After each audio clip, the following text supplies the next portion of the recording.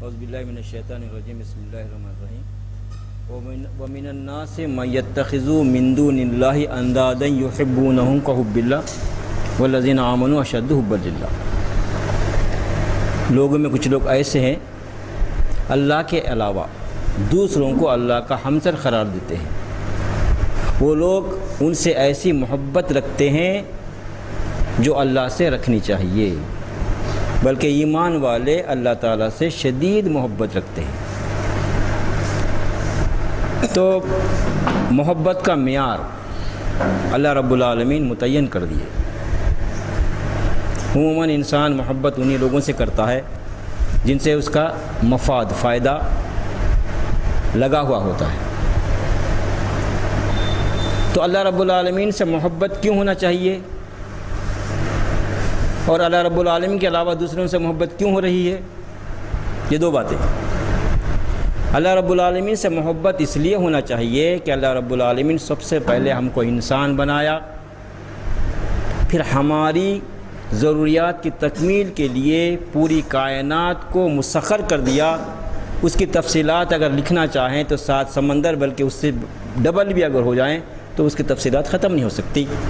تو ظاہر ہے اللہ رب العالمین پیدا کر کر ہمارے حال پر اتنا متوجہ ہے، جس آن بھی ہم اس کو پکاریں وہ ہمارے حال پر جو ہے نا متوجہ ہے۔ اس لیے اللہ رب العالمین سے ہم کو شدید محبت ہونا چاہیے۔ اس میں اللہ رب العالمین کی اس کی فرمانروائی میں کوئی دخیل و شریک نہیں ہے۔ تو جو لوگ اللہ کے علاوہ دوسروں سے جو محبت رکھتے ہیں کہ اللہ کے برابر ہمسر قرار دیتے ہیں کہ اس کے اندر اس جو ہے نا اللہ رب العالمین کے نظام پرورش میں دوسروں کو بھی دخل ہے، رائے دینے کا، مشورہ دینے کا، سفارش کرنے کا، ہمارے نفع و نقصان کا ان کو اختیار ہے۔ ظاہر ہے جب اختیار ہے تو کیا کرتے ہیں کہ اللہ کے علاوہ ان سے وہ محبت رکھتے ہیں۔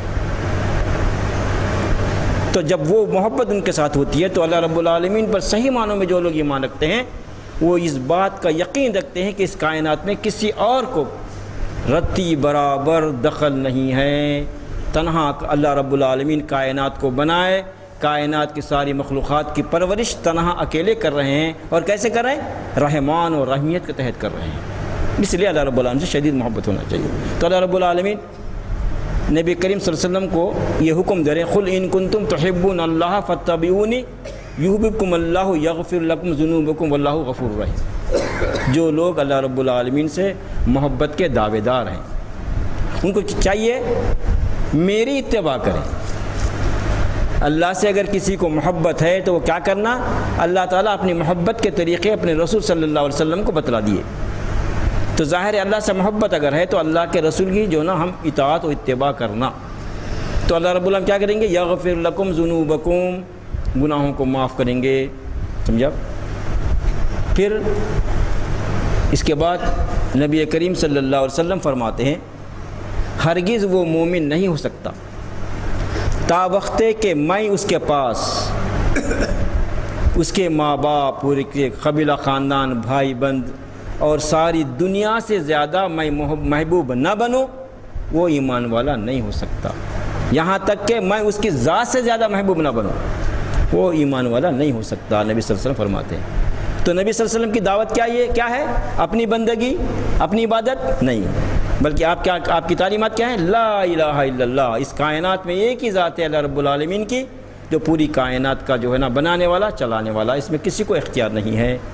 تو اس لیے اللہ آپ فرماتے ہیں کہ محبت رسول کی کیا ہے کہ اگر مجھ سے محبت ہے، من احب سنتی فقد احبنی، جس نے میرے طریقے کو محبوب رکھا دراصل وہ مجھے محبوب رکھا۔ تو یہ جو ہے نا معیار ہے محبت کا۔